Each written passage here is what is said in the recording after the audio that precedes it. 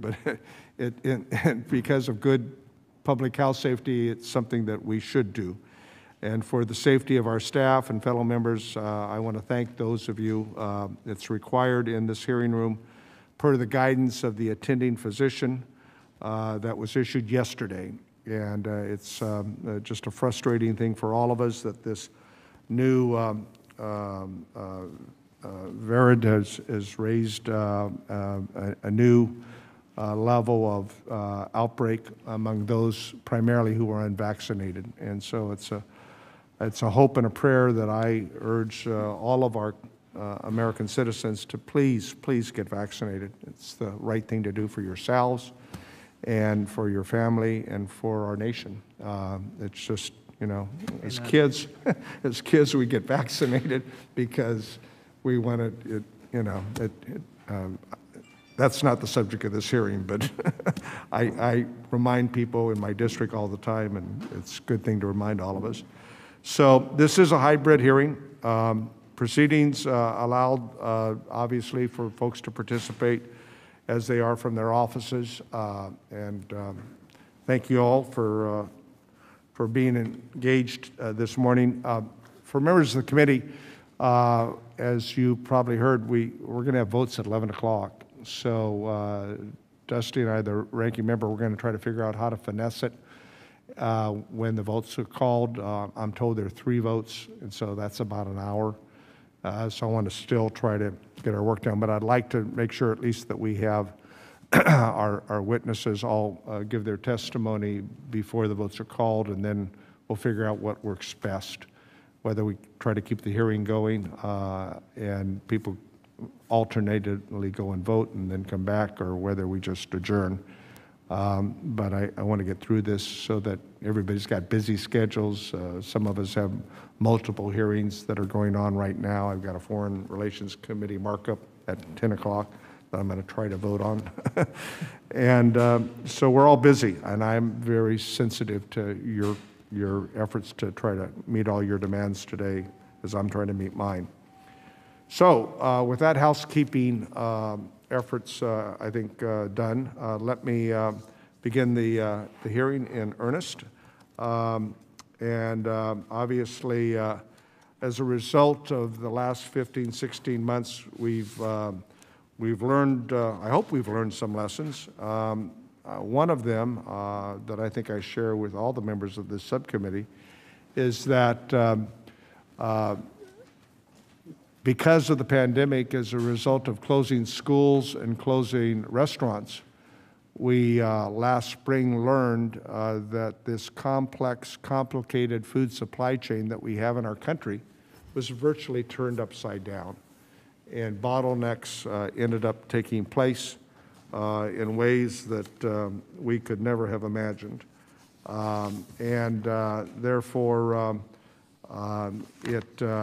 I think is incumbent upon us in the subcommittee to really examine what took place in this last year, because I think we all believe that food is a national security issue. We don't tend to look at it that way, but I try to remind folks that less than 5% of America's population every day works so hard at all the levels of food production to put food on America's dinner table. And we do it so well, in some ways, I think, that people take it for granted. You know, a lot of people think their food comes from the grocery store or their favorite restaurant. And we know, of course, I mean, they may get it at, well, most of them get it at the grocery store or their favorite restaurant, but it doesn't come from there. And so, therefore, I think we've learned that we're vulnerable. We're vulnerable in a number of different ways. And the purpose of today's hearing is really to look at that, to look at the impacts. Let me give you, you know, as we like to say, all politics are local. But my own situation in California, in 2019, the cattle and calves industry in my state were valued over $3 billion, placing them in the top 4 valued commodities in California. So obviously, like all of you, I have an interest in making sure that our ranchers, producers, our cattlemen and women have resiliency as it relates to the ability to deal with supply chains, fair markets in which they are able to put that food on America's dinner table. Over the past several years, the livestock industry has been subject to three notable shocks, each which has illuminated various vulnerabilities in the supply chain and has created instability in the marketplace. And that's really going to be our discussion today. The fire at one of the country's largest beef processing plants in Holcomb, Kansas in 2019 was the first event. That 4-month closure of this large plant created significant reduction in processing capacity, which led to a drop-off in fed cattle prices. The market's just been very volatile in the last couple of years. The next event I mentioned already was the COVID-19 pandemic. As we're all aware, the pandemic had enormous impact in every segment of America's economy, and the beef supply chain was not spared. Anyone who tried to buy ground beef or a steak at a grocery store during the first few months of the pandemic experienced a bottleneck in the supply chain firsthand. At the farm gate, producers were dealing with oversupply and, as I noted a moment ago, incredible volatility in prices. That's not good. President Biden and his administration, I just think, deserve great credit for their hard work over the last 6 months to help America get back on our feet. But I also want to give credit to all of the members here last year who helped us pass multiple COVID relief packages. The most recent one, of course, is the American Rescue Plan, which has provided relief to our farmers, ranchers, as they continue to rebuild, and Secretary Vilsack and his team are, I know, working overtime to implement this relief. The third shock that I think we've got to look in depth, and we're not going to solve that problem this morning, but we have some witnesses who can certainly add some value as to what we might think about doing, is cyber attack. Cyber attack on JBS over Memorial Day weekend. Cyber attacks like this will only increase. Their potential effect on our food and agricultural system cannot be ignored, just as they cannot be ignored as their potential impacts on our electrical grid, on our financial systems, and every other aspect of American life, because in the 21st century, we're all connected. And that provides a lot of benefits and efficiencies, but it provides a lot of vulnerabilities. And our food supply chain, we've learned the hard way about the potential vulnerability to cyber attacks. So we cannot allow food security, which is national security, and the protecting of our food system from foreign interferences to be disrupted. And it's something that I want to work with all of you in terms of thoughts on how we protect our vulnerabilities from cyber attacks. So it's our job on the subcommittee to get to the bottom of many of the complex challenges confronting agriculture and help our farmers, ranchers, dairymen, and women overcome these challenges. Today we will hear from 4 very good witnesses. I hope you've had a chance to read their testimony, who will tell us where they think the vulnerabilities in our food supply chain lie and their innovative ideas for helping the beef supply chain adapt, and to become more resilient so that we can use what we've learned over these 3 factors that have impacted us over the last 2 years and create some positive change. Now, my subcommittee staff, who makes me look good in spite of myself, will probably be upset that I didn't fail to read the earlier part of the briefing, but I will read it now. Obviously, after brief opening remarks, members will receive testimony from our witnesses, and then we'll follow the normal process where the ranking member will make his thoughts heard, and then we'll be recognized in the order of seniority, alternating between majority and minority. And when you're recognized, you all know the rules. You got 5 minutes, and we try to be sensitive to everybody's time. If you're in the middle of a question being responded to, I will not interrupt the response to the answer to your question. But also, I am not a wild fan of people spending 4.5 minutes making a statement and then asking the question. I've been chairing hearings for a long time, so just a, little thing I got. Anyway, so if you're not speaking, remain muted, because we got this virtual hearing that we're dealing with, and it's difficult, it's challenging. And for those members who are, because of other conflicting obligations, working out of your office, may I remind you what I try to remind myself, with my staff reminds me, and that is, when you're not speaking, please press the mute button. I know sometimes you're multitasking, but I don't think the rest of us need to hear some of the other efforts that you're multitasking on. So please mute your microphone if you're not dealing with your 5 minutes. Anyway, the timer, I'm told, because of our good staff, will remain visible, right? Okay. So, in consultation with the ranking member pursuant to Rule 11E, I want to make the members of the committee aware that members of the full committee may join us today. Those are the magic words. She was wondering whether I was going to say that or not. I've said that. So, I think we're all there, and I will defer to my friend, the ranking member, for his opening statement, because I do not see the chair or the ranking member of the full committee here, so we're going to go on. Dusty.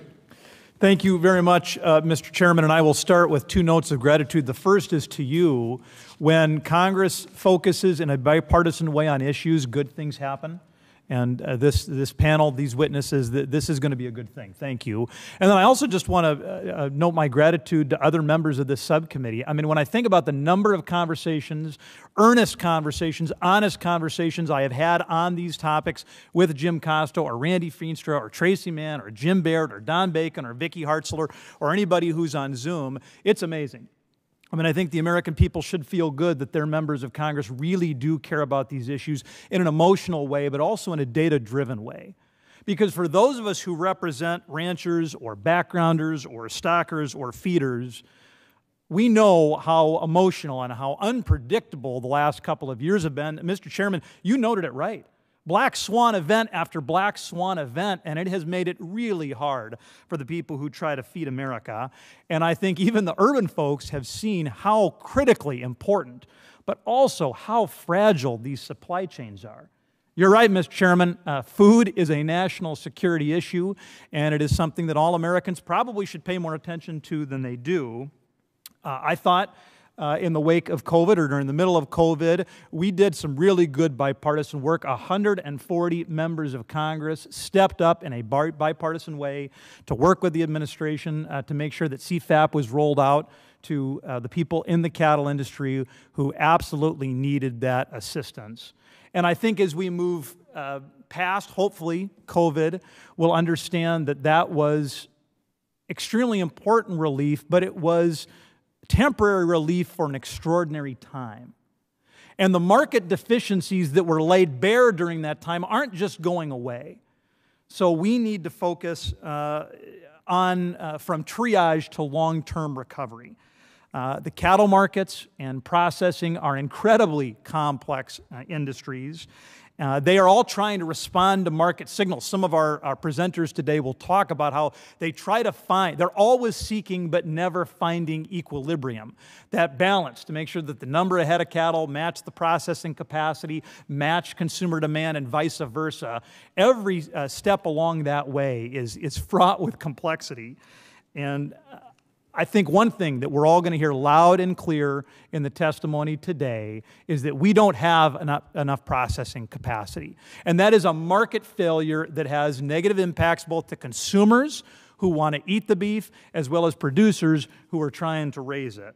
And we need to figure out how to increase that capacity. The lack of capacity has hindered the American rancher's ability to reap some of the benefits of an increasing demand and increasing appetite for beef across the world. As I move toward my close, though, I don't want to be so negative because I think we understand that with challenging times comes opportunities. And since the pandemic, we have seen a tremendous amount of action to increase and to diversify our processing capacity. I'm glad to see that the bill that I had with Congresswoman Angie Craig that leveled the playing field for small processors when they run overtime and need federal inspectors. I was glad to see that that passed, and I'm glad to see that that's being rolled out. I'm also pleased with the announcements that $500 million is going to be available to increase resiliency in the processing sector. My goodness, how much we need that resiliency. And my hope, and the hope of a number of people on this subcommittee, is that we can allocate those funds in a way that promotes producer and cooperative ownership, that leverages funding to focus on enhancing processing capacity and on lowering cost to entry for that diversified processing ownership. I also want to call out the role of the private sector, because obviously that's the biggest piece of this puzzle. And we've got a number of new independent processors that have announced plans to build facilities. And to the extent that this committee can remain focused on reducing those barriers to entry, so many regulatory hurdles, so many capital hurdles, so many workforce hurdles, to the extent that we can stay focused on reducing those barriers to entry, we are going to have a healthier marketplace. American ranchers, I'll close, Mr. Chairman, by noting what we all know, that American ranchers have worked for generations to improve quality and efficiency so they can feed their fellow Americans and people all across this globe. And if we do it right, we're going to be in a position to help them continue that glorious and that sacred mission for generations more to come. And if that isn't work worth doing, I don't know what is. And with that, I would yield back. I thank the gentleman for his comments, and as I've indicated, that any members who wish to have a statement, we can submit that for the record. And let's get on to our witnesses here. And so we can begin their testimony, and it's a busy day today and tomorrow, and so we got a lot of things going on. But I'm pleased to welcome a very distinguished panel that our staff were able to put together here for this important hearing. They have a wide range of experience and expertise. So our first witness today, and I don't know what box they're in on this virtual here, is Dr. Jason Lusk. You know, I think we all lament that hopefully we get knocked down this pandemic, but I like to have the witnesses here. I like to talk to them before the hearing starts and get a chance to interact. But Dr. Lusk is a distinguished professor and head of the Agriculture Economics Department of Purdue University. Lusk is a food and agriculture economist who studies what we eat and why we eat it. That's really the subject of a much longer conversation, I think.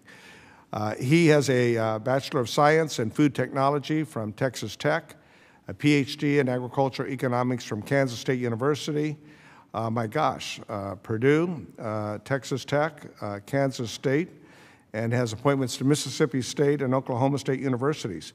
Obviously, he made it a point of visiting many of the wonderful universities in this country. So let us begin with Dr. Lusk. Dr. Lusk, are you there? Yes, I'm here. Can you hear us? I can. Okay, please begin. Chairman Costa, Ranking Member Johnson, and members of the subcommittee, thank you for inviting me here today. As indicated, my name is Jason Lusk. I currently serve as a distinguished professor and head of the Agricultural Economics Department at Purdue University. Beef and cattle markets have been extraordinarily volatile over the past couple of years. And when you're trying to understand the current challenges, I think some historical perspective is warranted.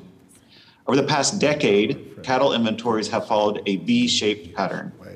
From 2010 to 2015, cattle slaughter fell by more than 16% as producers cut inventory in response to high feed prices and drought. The change in cattle numbers affected the packing sector. There was, at that time, too much packing capacity relative to the number of cattle, and some packers exited because it was no longer profitable. Following a common cyclical pattern, producers retained heifers and expanded their herds to capture the benefits of the higher prices that were experienced in 2014 and 15. But by 2019, total cattle slaughter had increased almost 17% relative to the 2015 low. The packing sector, having adjusted to a smaller herd size, now found itself in the opposite position. There was a high number of cattle relative to capacity, which put downward pressure on cattle prices. And it was against this backdrop that we experienced the unexpected fire, pandemic, and cyber attacks. There's a key lesson to take from this recent historical episode. There are long lags and ripple effects in cattle markets. My recommendation to you is don't overly focus on what is happening today. but make policies for the future. With that background, I'll briefly touch on 3 issues facing the industry. The first is capacity. As noted, processing capacity in 2020, even if the pandemic hadn't occurred, was likely to be tight. But today, we appear to be in a different phase of the cattle cycle. Cattle inventory is falling, feed prices have been rising, there's a drought in the West. These factors will likely bring cattle numbers closer in line with current capacity. Moreover, there are a number of private initiatives to increase automation and add more capacity. More capacity, fewer cattle will help support future cattle prices. Making additional government investments in capacity for the purpose, at least, of improving cattle prices may be fixing yesterday's problem. Support for small and local processors may benefit local economic ecosystems and may increase custom harvest operation for producers. But these operations, because they lack economies of scale, must focus on quality or service to be competitive. The costs of adding packing capacity are not limited to concrete and iron. I encourage you to consider other barriers that limit new entrants. These factors include labor availability and costs of complying with regulations related to labor, food safety, zoning, transportation, and more. The second issue relates to proposals to require a share of cattle be sold on a negotiated or cash basis as opposed to a formula or grid in an effort to improve price transparency. An important distinction needs to be made between price levels and price volatility. And even if all cattle were traded on a negotiated basis, the price level would not necessarily improve.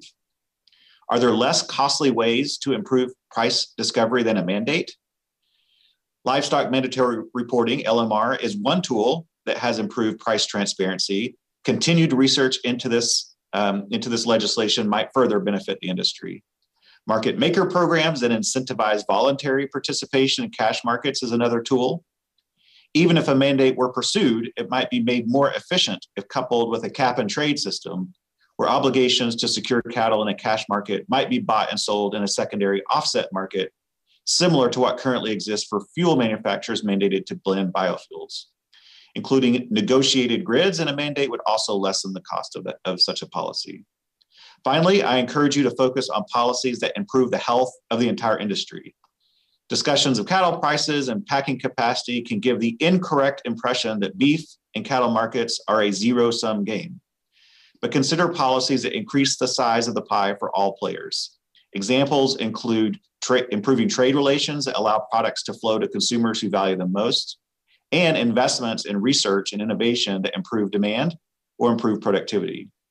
In conclusion, my view is that the beef cattle system responded remarkably well to a series of large and unexpected disruptions. Cattle prices have been on the rise, consumer demand is strong, and these core facts should remain front of mind when considering policy changes because the cattle industry is constantly evolving and there's a need to remain competitive with other plant and animal-based proteins that have a place on the consumer's dinner plates. Thank you very much for your insightful testimony. I think you're suggesting that we look at the long term as we deal with the challenges that we're facing in terms of the supply chain, and I know that there'll be questions based upon your very good testimony. So stay tuned because we all have questions. Our next witness today is Jennifer Van der Leit, the Director of Integrated Food Systems Leadership Program, the Director of Food Protection and Defense Institute, and an Associate Professor of the University of Minnesota. A key focus of Dr. Van der Leit's current research portfolio is building collaborations to advance food and feed security, safety, and defense, and supply chain resilience, which is all part of really this morning's subcommittee hearing. Dr. Van der Leit completed her PhD in nutrition from the University of Kentucky, and what I'm noticing here is a trend. Our witnesses here today seem to have had very good education from a number of American universities, so good for all of you. Dr. Van der Leit, would you please begin your testimony? Thank you. Chairman Costa and Ranking Member Johnson, members of the Subcommittee on Livestock and Foreign Agriculture, thank you for inviting me to participate in today's hearing. It is an honor to appear before you. I'm the director of the Food Protection and Defense Institute and associate professor in the College of Veterinary Medicine at the University of Minnesota. And as Chairman Costa indicated, I also have experience from Kentucky, University of Kentucky, as well as from the University of Illinois and North Carolina State University. So with the theme of representing the country and its fine educational institutions. Since 2004, the Food Protection and Defense Institute and Emeritus Homeland Security Center of Excellence has partnered with stakeholders across government, industry, and academia to protect the food system from disruption. Cyber risk, the focus of my testimony, is not new to the food and ag sector, but the risk of significant business disruption and national security threats from cyber attack are growing. An evolving cyber risk in the food and ag sector is the growing dependence upon cyber-based information and operational technology systems. These operational technology systems manage the most critical aspects of food production, typically have the lowest level of integrated cybersecurity protections, and are often omitted from enterprise cybersecurity plans, protections, and training. In response to the USDA request for public comments on supply chains for the production of agricultural commodities and food products, we recommended 5 specific actions for the USDA to take to improve cybersecurity within the national food and agriculture supply chains. These actions are outlined in my written testimony and require that USDA serve as the lead agency in collaboration with FDA, DHS, and FBI with consultation of food and ag, insurance, and cybersecurity industry partners. So why should these actions be taken? The food and ag sector is incredibly diverse, from small businesses and family farms to multinational corporations that produce an infinite variety of foods. All of these businesses are individually vulnerable to cyber attack. On a broader scale, though, the food system is one of the most interconnected systems within the critical infrastructures. From a cyber perspective, this amplifies the attack surface and the risk.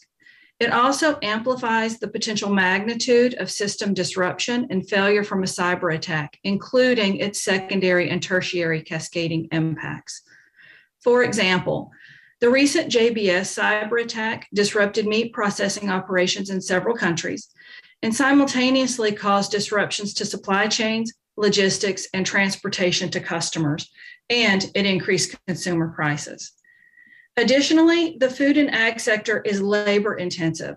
A history of labor shortages coupled with technology advancements have driven automation in the sector. With increased automation and computational and network complexity, cyber risk also increases. Regardless of why cyber risk exists, cyber attacks in the food and ag sector have the potential to cause catastrophic supply chain disruption and can endanger our national security. As a hypothetical example of a national security threat, consider for a moment the impact if both of the only 2 HDPE pellet plants, those are the plants that produce the gallon milk jug preforms, were victims of a simultaneous cyber attack. This is not unrealistic. We do know that during Hurricane Katrina, when just one of these HDPE facilities was compromised, the supply of fluid milk at the consumer level plummeted to shortage levels in many areas of the country, while dairy farmers dumped millions of gallons of milk. A situation such as this could be repeated and affect a broad area of the nation in the event of a targeted cyber attack. It should also be recognized that the food and ag sector partners must balance a multitude of supply chain, food safety, labor, financial, and other operational risks in addition to cyber risk. Not only does managing cyber risk increase operational costs, but there are very few experts with the knowledge and experience to effectively enhance cybersecurity in the food and ag operational environment. This type of expert is often recognized as irreplaceable and sometimes are referred to as unicorns within the food industry. We need to train and field many more of them.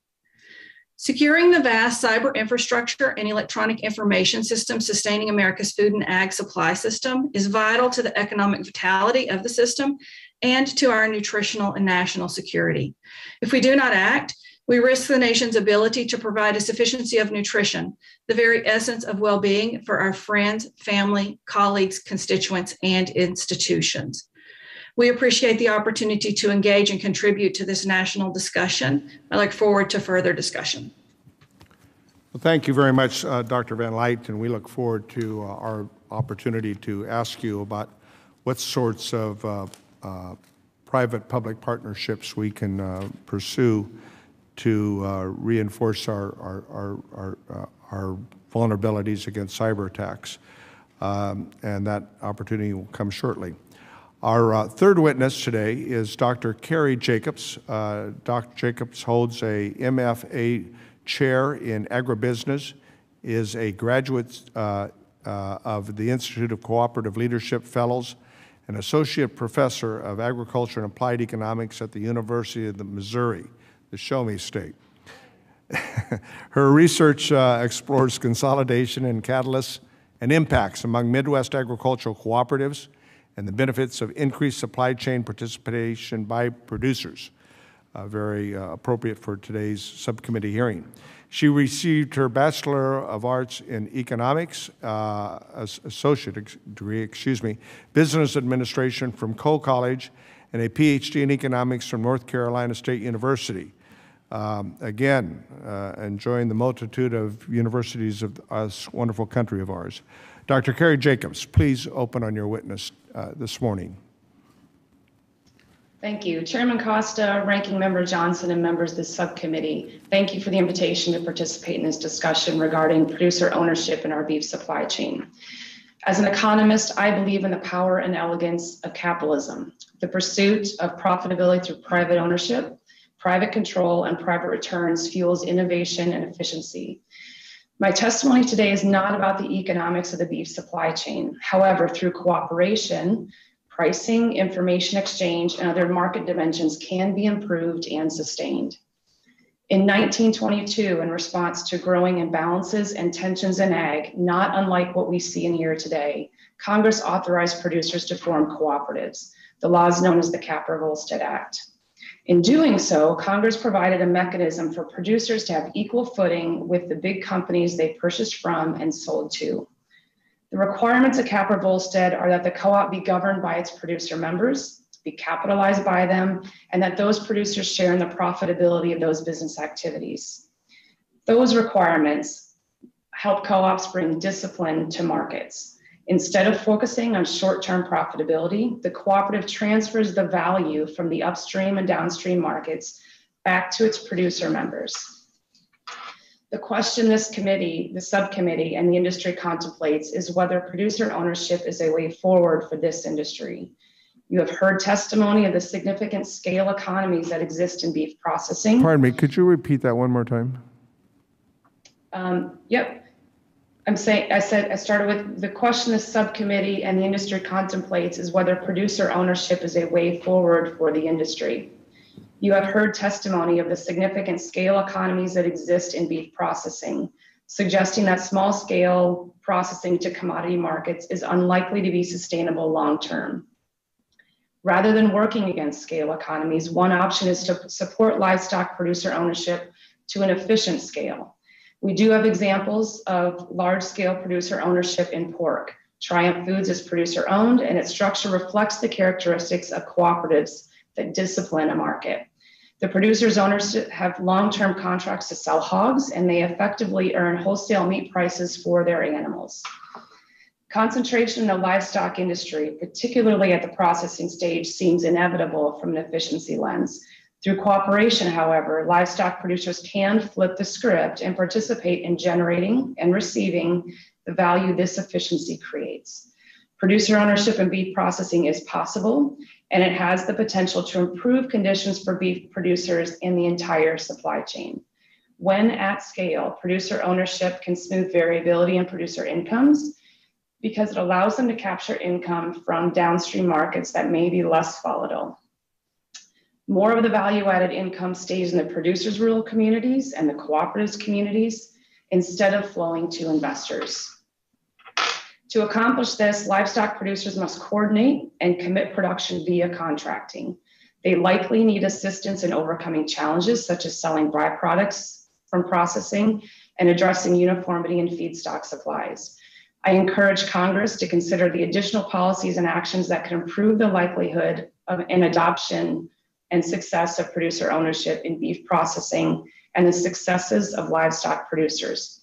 Among these are investments in research to understand minimum efficient scale in beef processing and the producer commitment it will require, temporarily subsidizing evidence-based scalable capacity, creating a loan guarantee program that reduces risk to lenders to producer-owned beef finishing, and ensuring financing is available earlier in their investment period, preserving niche market products and investments through labeling laws, and finally, coordinating technical assistance for producers interested in forming cooperatives, helping them gain traction in the startup period, and helping them as they navigate market coordination with their downstream partners.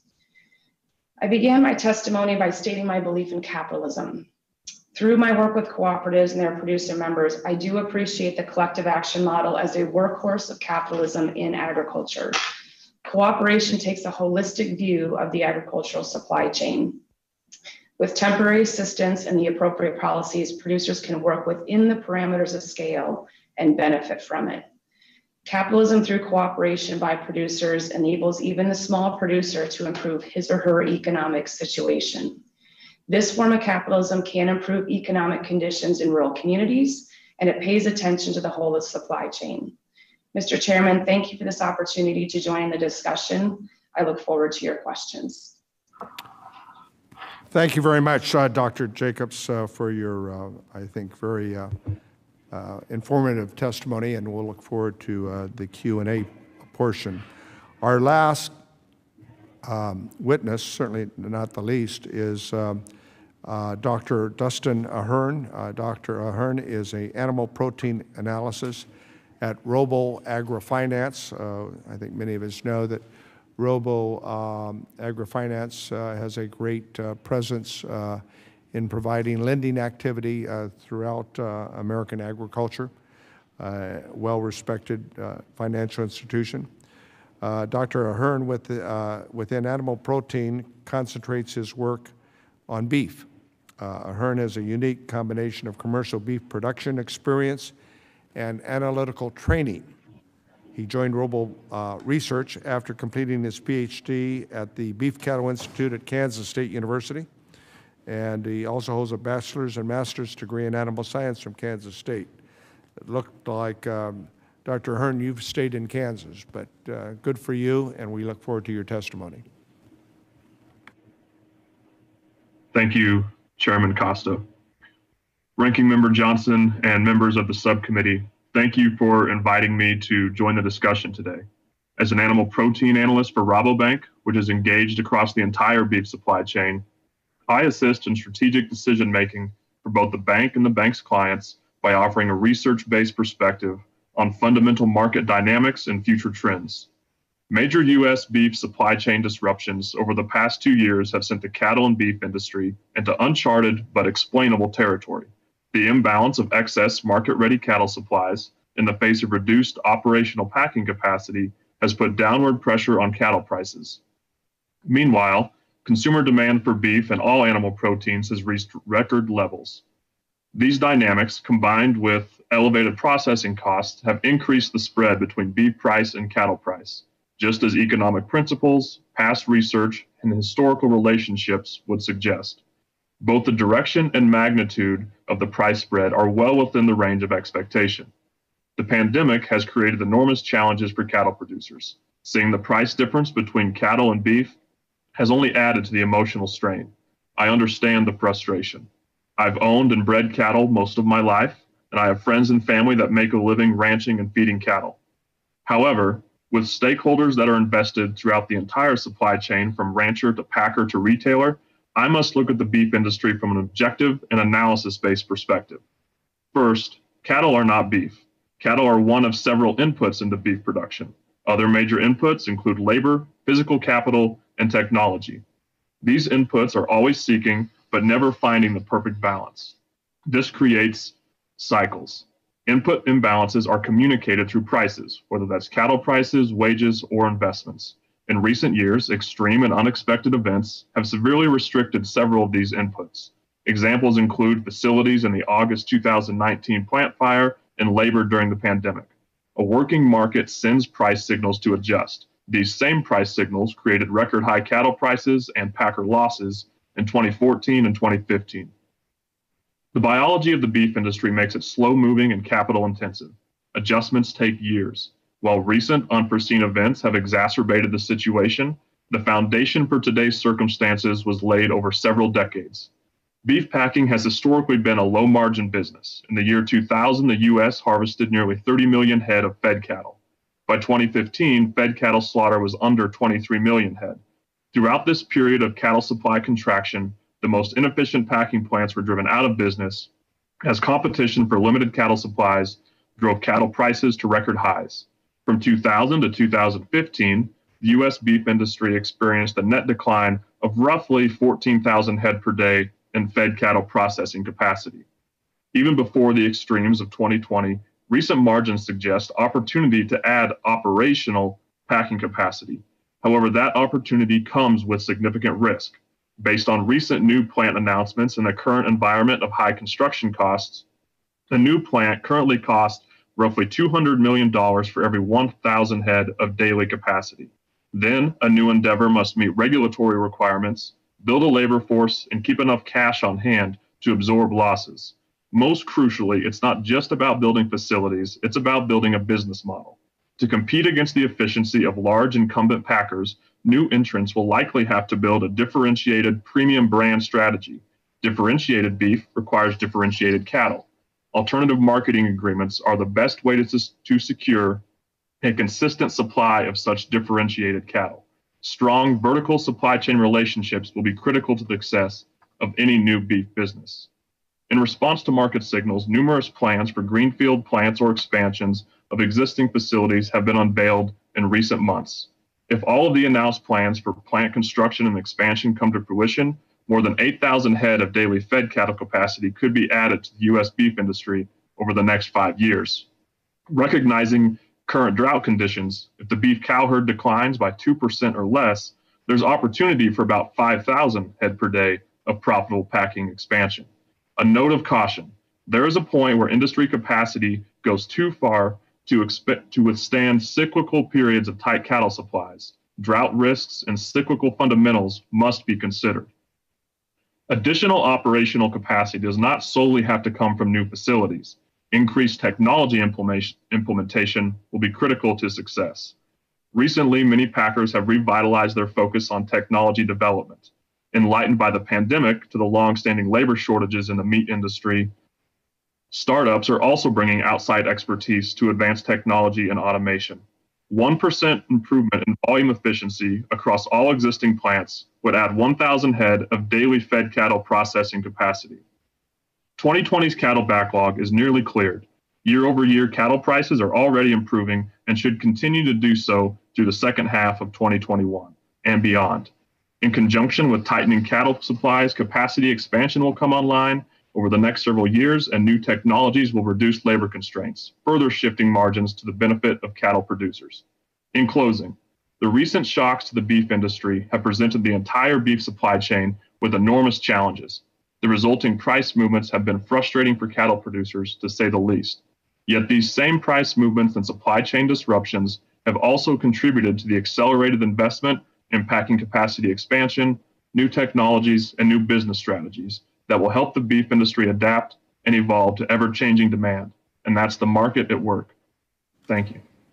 Well, thank you very much, Dr. Ahern. And basically what you're saying is what has always, I think, proven true, and that is necessity is the mother of invention, and that in terms of the changes that have occurred in the food supply chain, the necessity of the combination of factors that we've outlined this morning have resulted in innovation and changes within the beef cattle market industry.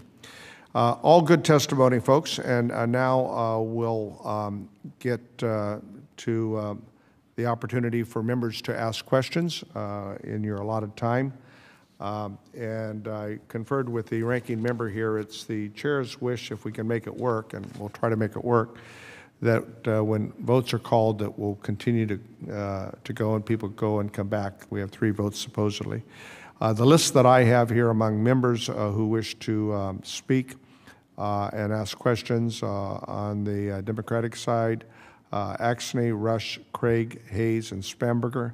On the Republican side, DeJarden, Kelly, Bacon, Baird, Mann, Feenstra, Moore, Hartzler, and Rouser, and possibly LaMaffa, who is, I think, participating. That's the list I have, if it's in the order that it's been given to me. So with that said, let me begin my questions. Dr. Lusk, as you know, we've had in the West drought-stricken challenges that we've been faced with. Ranchers and farmers, dairy men and women have been impacted by these droughts. 85% of the respondents rated selling off portions of their herd or flocks as prevalent or higher in their area. Can you talk about how the extreme drought has impacted, along with wildfires, western United States, including California, that we're experiencing right now, and how it might impact the beef supply chain and cattle markets? Sure. I think for those folks that are experiencing drought, it's an extraordinarily difficult position, and it's one of the factors that leads to these cycles that I think I alluded to, also Dustin, I believe, alluded to as well, that some of that liquidation that's happening now is going to have repercussions 3 or 4 years from now. Unfortunately, in some cases, bad news for people in the West is good news for people in other parts of the country, because that'll eventually lead to some higher prices as there are fewer supplies on the market, fewer cattle on the market will support future prices. So I think it's a very difficult time. It does suggest the need, I think, to protect against weather-related risk and price-related risk, and I think there are a number of tools available to producers to help at least protect somewhat against those adverse situations. I think it also speaks to the need to understand some of the impacts of climate change on the industry and think about research and technology science that can be used to help producers adapt to and be more resilient in the face of some of these changing weather conditions. Thank you. Members, I initiated a letter that many of you signed to Secretary Vilsack that urged the USDA to take a stronger role in helping food and agriculture industry bolster their cybersecurity and better respond to cyber attacks. Dr. Van Light, I'd like you to comment. In your testimony, you referenced an alphabet soup of government agencies and some tied to cybersecurity. Can you comment on how the interagency is working together or should be working together? Too often, I think we operate in silos that really aren't helpful. To ensure that our federal government as a whole, as well as the industry, are better prepared to fight cyber attacks as a whole. And I'd like your comments on the recent efforts that we've experienced on the payoffs on ransomware and whether or not that should be encouraged or discouraged, and your thoughts on that. Dr. Van Light. Great, thank you. A couple questions there. Within the food sector, the alphabet soup of agencies, USDA, FDA, DHS, FBI, they all play a role. Part of that is because the way that food is. Are they talking to each other? I am. Can you hear me? No, I said, are these alphabet of federal agencies talking to each other? I know you're talking to us. Oh, sorry. They do, Chairman Costa. So there is a Food and Agriculture Critical Infrastructure Government Coordinating and Sector Coordinating Council. And so there is communication at that level. They do talk, but there are still some inefficiencies in that. One of the reasons that we recommended that USDA take the lead, particularly with cybersecurity, is because they have more influence across the broader set of agriculture, particularly pre-harvest. but it's really important that they continue this collaboration and this communication.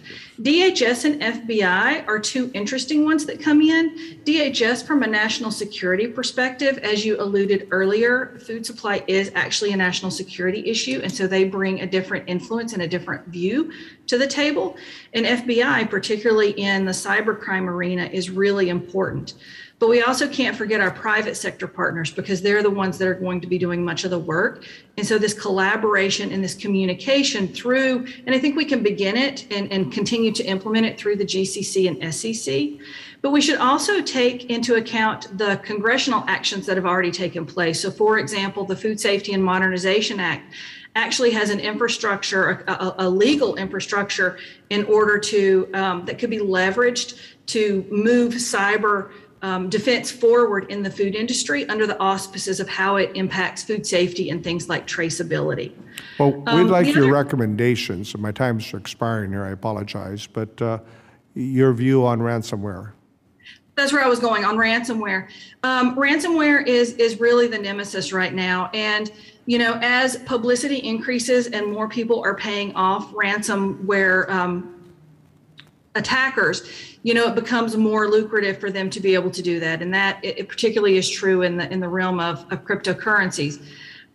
So I think we'll see a rise in ransomware. However, we're also finding that there's a way to pull back. I think, like in the case of JBS, through our FBI and our federal partners, they were able to pull back some of that payment. So that offsets it.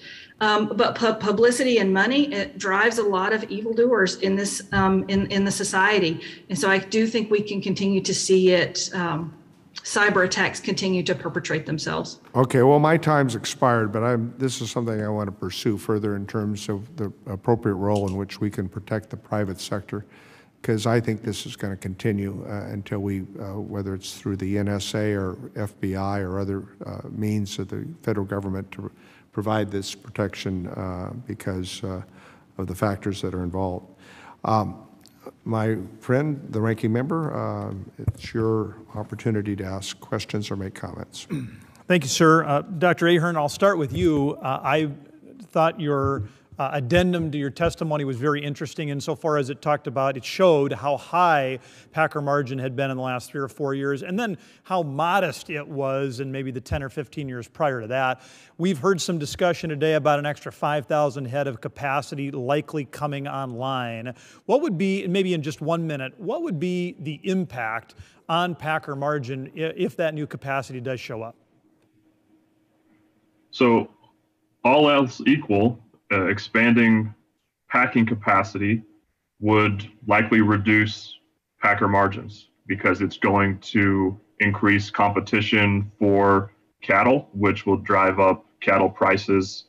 And I think it's important to remember that packers are margin operators. So the money that they make is the difference between beef price and cattle price and the cost that they incur to turn those cattle into beef. And we've seen futures trend up. Is the market baking in some of these assumptions about capacity expansion? In terms of futures, I think the primary driver, at least in current contracts, is tightening cattle supplies. We've largely worked through the 1 million head backlog that was created in the second quarter of 2020 when all those plants were shut down or slowed down. And we are going through extreme drought situations in much of the country. The cow herd is in a contractionary phase. So a lot of these plants that are being built, if they're successful, won't come online for a number of years. So I think the most immediate price moves are due largely to cattle supplies. Yeah, excellent point. Yeah, about the short term versus the long term. So, I mean, I'd be interested in getting the take on this next question from Dr. Ahern, Dr. Lusk, Dr. Jacobs, if we have time. Dr. Lusk, I was struck by your point. I'll put some words in your mouth, but basically that just expanding capacity, maybe in a dumb way, might create another set of bankruptcies or acquisitions on the capacity side. I think we do, to the extent that we do anything, I think we do want it done in a smart way and in a way that will create some abiding and some sustainable benefits. So Drs. Ahern, Lusk, Jacobs, how do we try to make sure that these policy interventions are done in a helpful, long-term, beneficial way? I think from my perspective, the best case for expanding capacity is really the one related to the resiliency issue. In my view, resiliency is not necessarily related to the size or the location. The problem we had during the pandemic was just there wasn't enough space for all these cattle to go. And the problem is this: no individual packer has capacity to have excess capacity that they're not currently utilizing. I don't think there are really any easy answers to that problem. But if you want excess capacity to exist in the system, somebody's got to pay for it at the end of the day. Dr. Jacobs, not to put words in your mouth, but I think the whole point of your testimony is that cooperative ownership could provide a way to invest in a way that you would think would be more sustainable and abiding. Is that right? Yeah, yes, that's right. And, I think there's a lot of benefits to a supply chain from cooperation, and producers have the ultimate incentive to ensure the sustainability, the security of their supply chains, their livelihoods depend on it. I do want to say, though, however, that the margins have to be there. A cooperative model is not affixed to a market, to a business model that's not profitable, the part of the supply chain that's not profitable. So that has to be there. And that's why I was suggesting that there needs to be investment to help understand what the minimum efficient scale is, so that there can be margins at producer ownership and processing, and help in scaling up to that. Thank you. Dr. Ahern, the last minute is yours. So one thing I think we really need to focus on is it's not just about facilities. We have to be able to meet consumer demands in a cost-effective manner. And simply trying to replicate commodity cattle processing facilities, beef processing facilities for some of these smaller initiatives really is probably not destined for success. So I think really investing in research and market research and business model development, understanding consumers, and how do we get the cattle that we need to meet that product differentiation. I think that's where a lot of the focus needs to be. Thank you. And Mr. Chairman, I yield back. I thank the gentleman, and the next member to be recognized is Congressmember Craig from Minnesota. Congressmember, are you on there? I see you. Yes. Good. Yes, Mr. Chairman. Thank you so much, Chairman Costa, and thank you to Ranking Member Johnson as well for calling this hearing to focus on the beef supply chain and the overall security of our food supply chain. Given the consolidation in the beef packing and meat processing industry and the events of this past year, including the COVID-19 pandemic and the increasingly common cyber attacks targeting U.S. industries, today's conversation is especially relevant. Thank you also to those who have testified today. I appreciate the input you shared with us, and I'm especially grateful for your work to tackle these incredible challenges we have before us. During the most recent meeting of my Bipartisan Farmer Advisory Council, the issue of processing capacity and supply chain stability came up over and over. Producers in my district have struggled to get their product to market due to the facility closures during the pandemic and other unexpected events like the Jbs attack. Unfortunately, we don't know when the next cyber attack or black swan event is coming, and farmers and ranchers in my district need these supply chain issues addressed immediately. With that perspective in mind, I want to ask a question both to Dr. Ahern and a question to Dr. Vandelite. First, Dr. Ahern, thank you for your testimony and your mention of how additional processing capacity can come from new facilities and also from expansion and increased investment in existing facilities. Can you talk a little more about the challenges that existing facilities face when seeking to expand their operations, and what steps could be helpful in addressing those challenges? Certainly. One of the biggest challenges facing existing operations is labor. and meeting the labor needs. A facility doesn't do any good if we don't have the labor or the technology to put product through that facility. I think one area that really deserves a lot of attention is technology and automation, and trying to work smarter, not harder, in terms of getting beef product through these facilities and relieving some of these labor challenges. So a key point I want to make is that when I talk about processing capacity, I'm really focusing on operational capacity. So not the physical size of a facility, but what's our throughput. And you can increase throughput in a number of ways, and one of those ways is more efficient production through technology. Incredibly important. Thank you. I now want to turn to Dr. Vanderlight. Thank you for your leadership on food system security at the University of Minnesota. Your testimony on the current state of cyber resilience in the food supply chain makes incredibly clear that we have a long way to go in ensuring immunity from sophisticated attacks on operating technology systems. Your recommendations are incredibly helpful. I'm wondering if you can expand a little bit on what companies are doing in light of the JBS cyber attack to improve their cybersecurity systems. What can Congress do to ensure those efforts are thorough and successful? Thank you, Congressman Craig. So the private sector obviously takes these risks very, very seriously. Anytime that they are down with a cyber attack, they're losing money. So there's an economic incentive to prepare.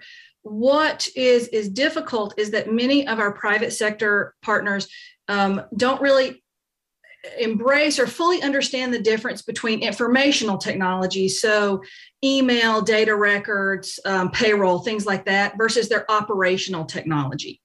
So one of the things that can be done is working with this collaborative partnership of government agencies to really take some of the cybersecurity best practices that are prevalent in other critical infrastructures and adapting them so that they're fluent across both the informational and the operational technologies within that are specific in the food and ag infrastructure.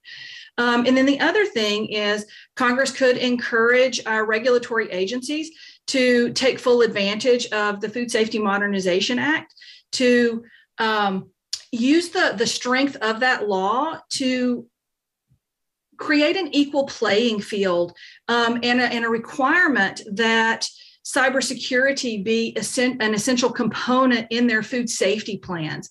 Because these cyber attacks, they don't just have the opportunity to cause a company to cease business. They also have the capability of putting unsafe food in the market. So the regulatory and the legal structure already exists. It's just encouragement to take advantage of that. Thank you so much, Dr. Vanderlight. And I think with that, my time has expired and I will yield back. We thank the gentlewoman from Minnesota, and the next member in order is Mr. Desjardins from Tennessee. Mr. Desjardins, it appears that you're at your office. You have 5 minutes. Thank you, Chairman Costa. I appreciate that. Tennessee is a large producer of cattle. It ranks about 12th in the nation. And cattle and calf receipts rank number 2 in the state for total farm cash receipts. So this is an important issue to us, as it is in many states. We're blessed to have the largest farm bureau in the nation in my district in Columbia, Tennessee. And so we're so glad you're all here today to help us sort through these tough issues. Dr. Aharon, Tennessee farmers want to know that they are receiving a fair price for their cattle. How can Congress help increase transparency into this cattle market while also ensuring that today's solutions do not inhibit tomorrow's progress? So from a transparency perspective, I think we need to recognize that mandatory price reporting really does a lot already. I think there are certainly some places where we can investigate expanding some of that price reporting as we reauthorize LMR moving forward. I think a couple areas could be reporting some base prices on formula transactions. I also think it's worth noting that in a lot of ways, the formula pricing bucket is kind of a catch-all, and it's become a very large portion of transactions at the fed cattle level. So there may be some opportunity to disaggregate that a little bit without getting into too many confidentiality challenges.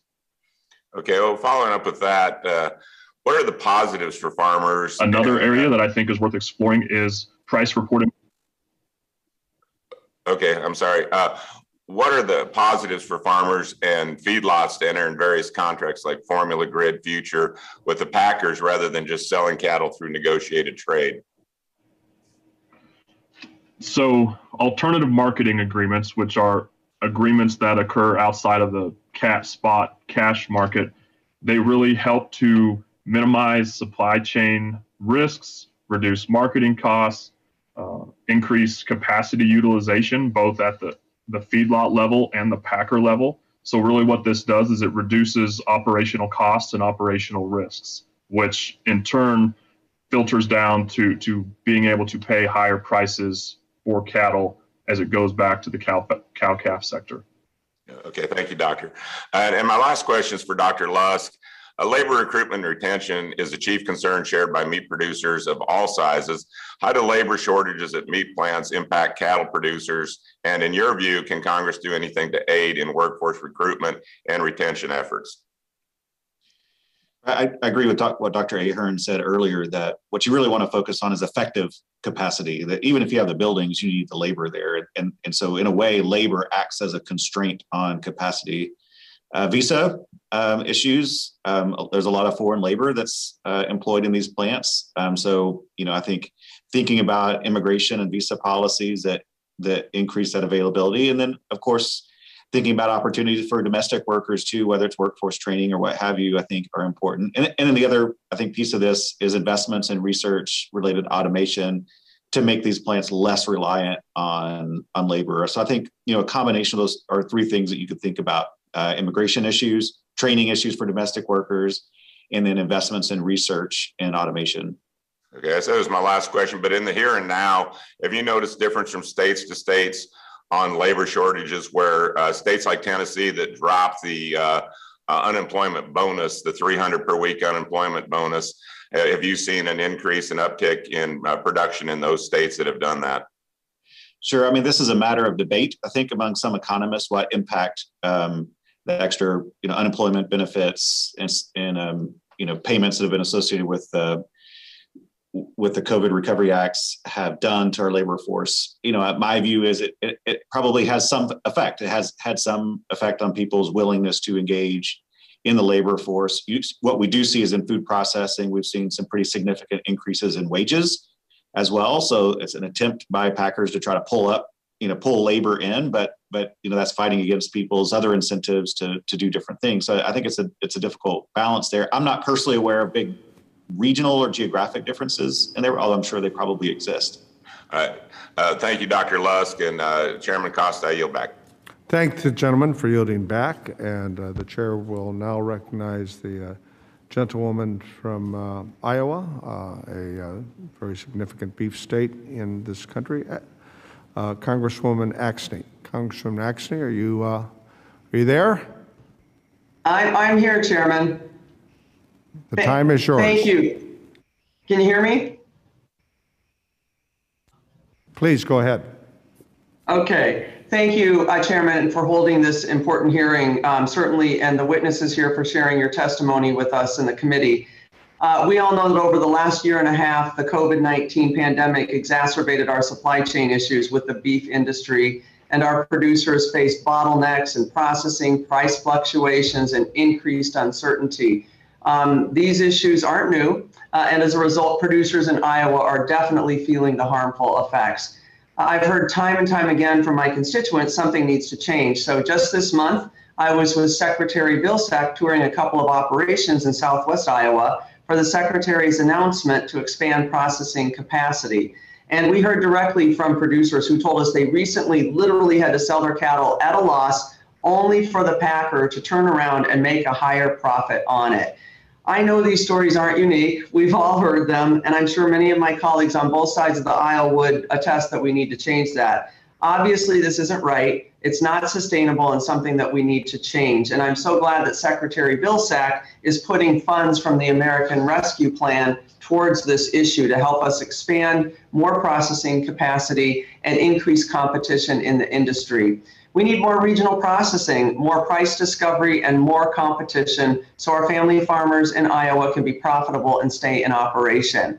So Dr. Jacobs, first off, always great to see an Iowan. Thank you for being here before the committee and joining us today.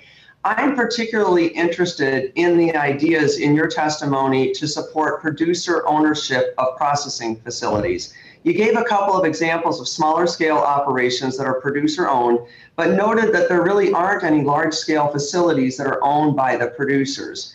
So my first question is, you offered a few reasons as to why this might be the case, such as economies of scale, and suggested that USDA reaches minimum efficient scale for processing. Can you elaborate a bit here as to what such a study might look like and what you think they might find? Thank you for that question. And I can elaborate on what a study might look like. And I think it's important to understand that, I want to clarify as part of my testimony that I wasn't trying to suggest that producer ownership may reach the same capacity as some of the very large processors we have right now, or maybe that's even necessary.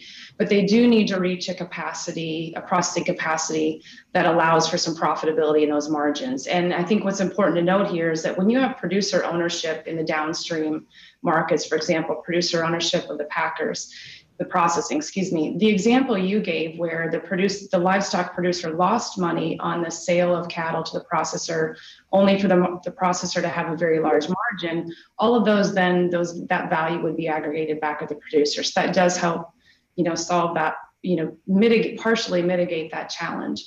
I think a study needs to understand, and I know we see a number of plants that have announced coming on board potentially at 500 head per day. Anecdotally, I think that's a number I've heard, and I'm not prepared to testify about the economics of that because I'm not an expert in the livestock economics. But I think something to understand where, on average, margins can be profitable at the processing level. They don't necessarily have to be on the same level of margins as the very large scale processors, but something to understand that is needed. And I think we have the data to do that. And we, through surveys of existing processing and producers and the data we have, I think we can do that. Just out of curiosity, how long do you think a study like this would take? How many economists are on it? I'm sorry, it's flippant. Couple months. I'm not really sure. Okay, I just want, for curiosity, because as we get moving on this, I want to see what kind of timelines we're looking at. I appreciate that. The other thing I wanted to see if you could expand on in your testimony is how these producer-owned facilities would be more resilient and could navigate some of these supply chain problems that we've talked about today.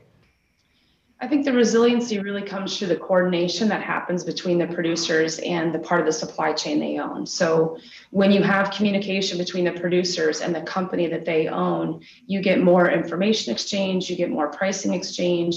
It allows producers to be closer to the consumer and closer to the wholesale and the retail markets in that case. And so while we don't have examples, we can't say for sure, for example, that the experience of a producer-owned or a cooperative in processing would have been any different in the face of COVID or some of the other shocks that we've had. We do see examples where cooperatives have exemplified more resiliency. And one example of that, for example, is Land O'Lakes during COVID didn't dump a single gallon of milk. Now their situation is different and the shocks to their supply chain were different than what would be facing a processing. But I think because of the communication and because of that intricate tie between the producers and the processing that could exist, you're going to get more creative solutions, in my opinion. Well, I appreciate that. And as somebody who spent time talking with the head of CEO of Land O'Lakes and know a little bit about how they operate, I couldn't agree with you more. I think their internal operations help them, create the resiliency that they needed. So Thank you so much. I appreciate that, and I yield back. Yes, we thank the gentlewoman. Her time has expired, and the chair will now recognize the gentleman from Mississippi, Mr. Kelly. Thank you, Chairman Costa, and thank each of you witnesses for being here and this important testimony. Dr. Lusk, you mentioned immigration. Specifically, what policies or work policies can we implement in that arena to make it better? Yeah, I can't claim to be an expert on those issues, but from my understanding, numbers of H-2A visas, these sorts of things, the types of workers that would be most likely to work in these processing plants would be a place that I would start looking. But there are probably people more qualified than me to answer that specific question. Okay, but to make it easier for renewals and to make sure that we can get those folks in here when we need them and to make it easier for them to get here and work, that definitely helps, whether that's electronically or just easing up on the process for green cards. Indeed. Okay. And second, for you, what effects did you see in the market as a result of the Jbs attacks, and have they been resolved? And if so, how quickly did that occur? The impacts of the Jbs attack were they were a bit confounded with a holiday event, holiday weekend. Many packers will actually, process fewer cattle on holidays to begin with. And this happened to occur at the same time that probably they would have been reduced, processing fewer cattle in the first place.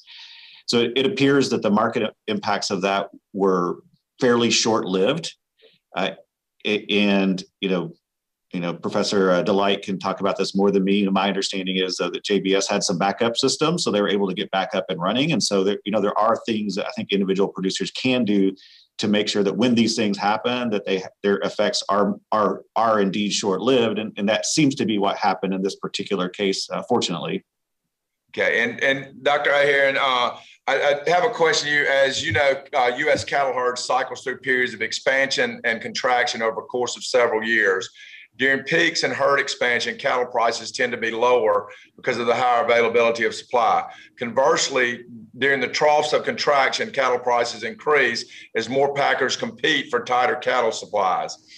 And I'm proud that we have our great big meat packers, but I also believe in the diversity and having more smaller sources. So with that in mind, what tools do small beef packers and processors need to remain solvent and successful during the contractions when they're competing with larger farms for finished cattle? I think number one, they need to be able to identify consumer demand opportunities that they can differentiate their product from just commodity product. I also think they need to be able to coordinate their supply chains, both with cattle producers and with in-product beef consumers. So being able to make sure they can supply the cattle that they need for their operations is critical.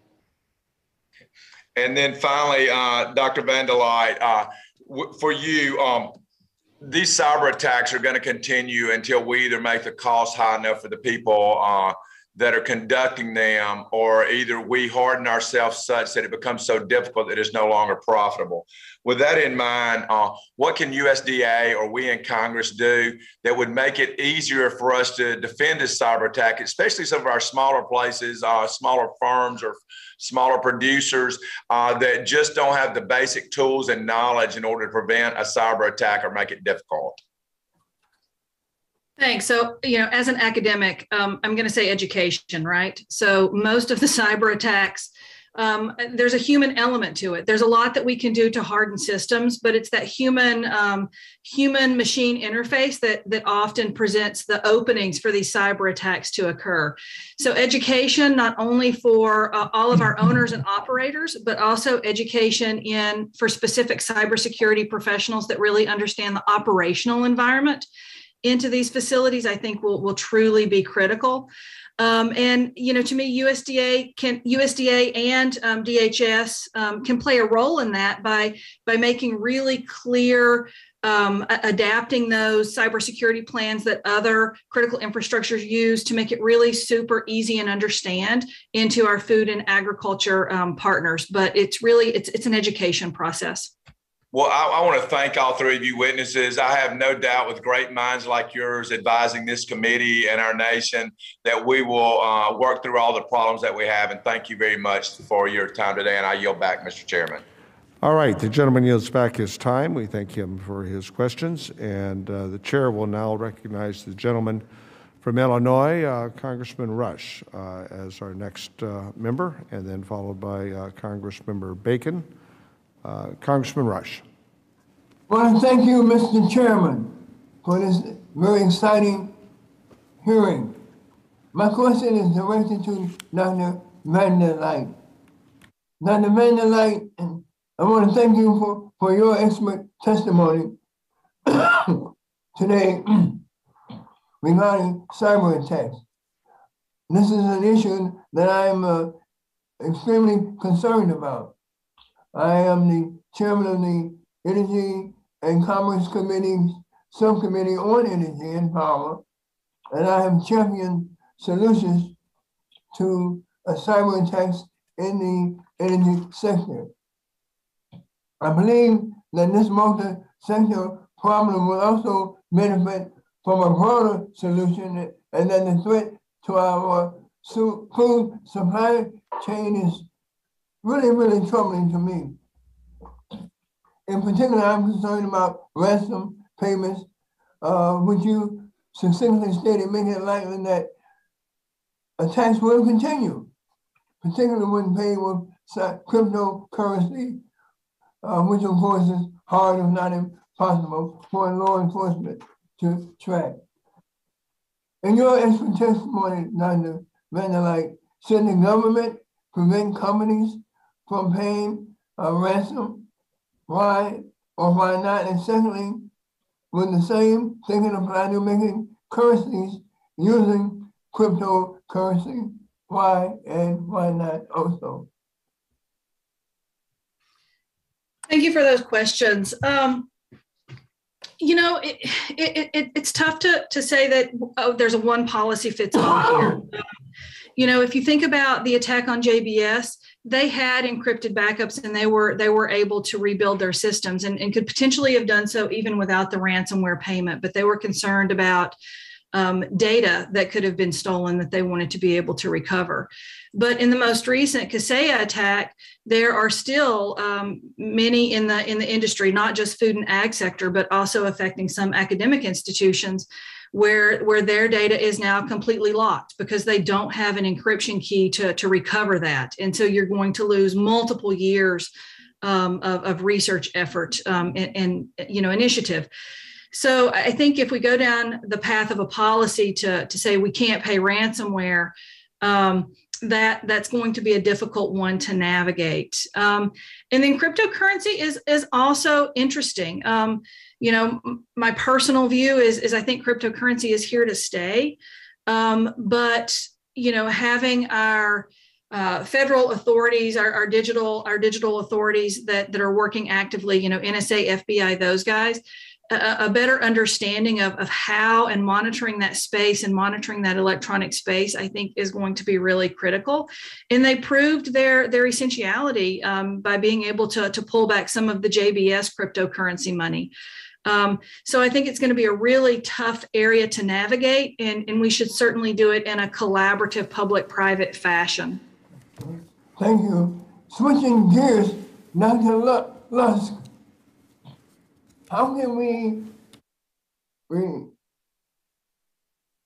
Dr. Jacobs, Dr. Jacobs, I want to thank you for your fascinating testimony on the importance of cooperatives. What's the average size of a producer-owned agricultural cooperative? And while I understand that cooperative membership cannot discriminate on the factors of race and other factors, do you know whether African American producers are proportionally represented in the cooperative sector? Are there any barriers that would prevent them from choosing to join a cooperative? And if so, what do we need to do in order to lower those barriers? Thank you for that question. You asked some insightful ones, and I will say my familiarity in working with agricultural cooperatives is primarily dominated by my experience in the Midwest. I do know that cooperatives exist, and in fact, some of the early historical cooperatives were owned by African Americans in the Southeast. And so while we don't see in my work, I don't see representation. That representation does reflect the what we see of the demographics of farmers. It is important to note that cooperatives are voluntary organizations, so voluntary and open membership. And you're right, they should not discriminate on the basis of race or age or religious preferences or along those lines. So there are opportunities, and what I would encourage states to do is look at their cooperative statutes and make sure that they are appropriately structured such that there are no barriers to participation by any race. Well, thank you, Mr. Chairman. I think that concludes my time. I want to yield back. Well, thank the gentleman from Illinois. He yields back, and the next member in order is Congressmember Bacon. Thank you, sir. Thank you. Thank you, Chairman, and thank you to all our experts testifying today. This is a very important subject for Nebraska. We're the #1 beef export state in the country, and it's vitally important to our economy. My first question is to Dr. Herron and Dr. Lusk. You know, the USDA recently announced the availability of $500 million in assistance to help increase and diversify U.S. processing capacity. Do you anticipate they will need to be highly specialized to succeed? And if so, how important might alternative marketing arrangements and specialized formula purchase agreements be to this success? Thank you. I'll Dr. Herron first. Share my thoughts. Go ahead. So, yes, I do believe these new ventures, if they're going to succeed, will need to be specialized. And in terms of AMAs, alternative marketing agreements, I think they are the best way to ensure that these new plants can get the specialized type of cattle in a consistent manner in order to meet the demands of the brand that they are trying to build. Thank you. Any other input? One point I would make, and we talked a lot about producer ownership and cooperatives, and I just want to provide an example that has proven very successful in the beef industry, and currently it's not in the form of a cooperative. And I'll use names, it's all public information, but U.S. Premium Beef is a company that is producer owned, and it's a minority but significant shareholder in National Beef, the 4th largest packer in the U.S. And previously to that, they were majority shareholders in that packing company. So just an example of how producer ownership has been successful in some cases. I think that's a great example of an alternative marketing arrangement. Are there other examples like that? Thank you. On that scale, certainly not that I'm aware of, but producer ownership in some plants has been definitely attempted in the past, and a lot of the roadblocks that those types of ventures run into is not clearly identifying how they're going to sell every pound of beef that they have, not just the consumable product, but rendering, but hides, offal. So there's really a lot that needs to be done on the back end of the plant as much as with cattle coming in to ensure that any business is going to be successful. Well, my next question is for anybody on the entire panel. When I was first elected in 2017 in the 115th Congress, I made the foot and mouth disease vaccine bank a top priority to get funded. I think this year we're in the final year of getting it IOC and operational. Could you just talk about maybe the importance of protecting our cattle market, our processors, and this whole industry from foot and mouth disease, and the importance of having this vaccine bank? Thank you. I'll just open it up to anyone who'd like to speak up. I think we can look at the impacts of some of those animal disease events, whether it's foot and mouth disease or even before that, the mad cow incidents that have extraordinarily negative impacts on the industry. One of the ways that happens is through losing export markets. That's another answer to how some of these, new plants could differentiate themselves is by specializing in products that are demanded by certain foreign customers. I think when you think about risk mitigation, investments in vaccines and understanding the impacts of new emerging diseases, I think is critically important in ensuring the health of the industry. Well, Mr. Chair, and to the ranking member, I got to tell you, this is a success, I think, out of the committee, getting this foot and mouth disease vaccine bank stood up. I think we're hitting the final year of it becoming IOC, and it's something we can feel proud of that we led in this committee. Thank you. I yield back. Thank you. And vaccines work, as we all know. We were just commenting on any of us who grew up in agriculture and cattle dairy industry understands the concepts of vaccines and herd immunity and everything else. So, but that's just, as my father used to say, common sense. But then he would pause and say, I'm not sure why they call it common sense. It doesn't seem to be that common.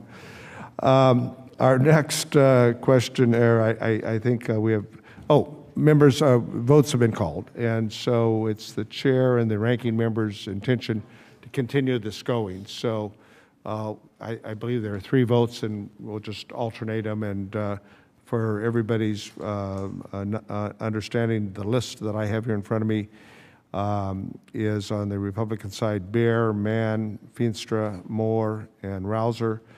And on the Democratic side, Hayes and Spanberger. Hayes has her camera off, I am told, and Spanberger is voting, so I will defer to Mr. Bear. Mr. Bear, you're next. You're up to bat. Thank you, sir. We appreciate it, Mr. Chairman, and appreciate the opportunity with the ranking member Johnson and being able to participate in this very important issue of the cattle marketing. And I really appreciate the expertise that we have in the witnesses before us today. Dr. Lusk, I'm going to probably start with you. We appreciate all the work that you and your team do back at Purdue. That's my alma mater. And you provide tremendous information to farmers and ranchers, and as well as many entities within the food supply chain. And you give them the information to make better and more informed decisions. But I'm going to start, in your testimony, you described how a small number of cattle that are sold on the cash basis influence the price of a much larger number of formula price cattle, and how this may not allow the formula price market to truly reflect these market fundamentals. So I think I'm a little reluctant, since the data and some of the decisions we're talking about are based on 2 very volatile years, the fire at Holcomb, Kansas, as well as the pandemic year. So I would appreciate, and we know that the cattle cycle, in order from the time you decide to breed a cow until that finished steer makes it to market, can be 2 or 3 years. So how do you think we can do price discovery, improve the prices for the producers, and yet not lose some of the economies of scale that we have in the current slaughter capacity? So that's my question. Would appreciate your thoughts. Yeah, so first, thanks for your excellent representation in Indiana, Representative Baird, and we're proud to have you as an alumni at Purdue University. I think there are a variety of ways to think about improving price discovery. I think there is some debate about how many transactions one actually needs for good price discovery, and it's not necessarily clear we're at a point where there are too few, but there are certainly some people who would argue that we need more. A couple of ideas have been floated to improve more, increase the amount of information that's in a market. There's some proposals for a market maker program, essentially a mix of assessments and sort of subsidies, incentives for people to trade in the cash market. There have emerged some electronic trading markets. For example, the Fed cattle exchange is one that has the ability to bring more transactions in a very transparent way to the market. There's been some proposals floated for a mandate. I think I've, made my view clear that I think that's probably fairly costly, but there could be ways to make such mandates less costly through things like a cap and trade type of program. So I also noticed that you encouraged maybe one of the things we could do would be to improve consumer demand as well as producer productivity and look for those efficiencies. You care to elaborate on that anymore? Sure. One of the great things about working at a land-grant university is I get to see all the fantastic work my colleagues are doing at the university. So when I look at my colleagues in the animal science department or the vet med department, they're working all kinds of interesting things like studying, putting wearables on dairy cattle to monitor their movements and using artificial intelligence to get early warning detection of disease. Some of my colleagues are working on biosensors to detect bovine respiratory disease early in an affordable way to do that. Studying heat stress, how you can reduce that heat stress in animals and animal health issues so that we can reduce reliance on antibiotic issues. And we've got a big research program here at Purdue focused on improving animal welfare issues. So I think there's a lot of really interesting things going on, and some of that is aimed at improving sustainability of the beef supply chain, but hopefully improving and providing a higher quality product to consumers as well.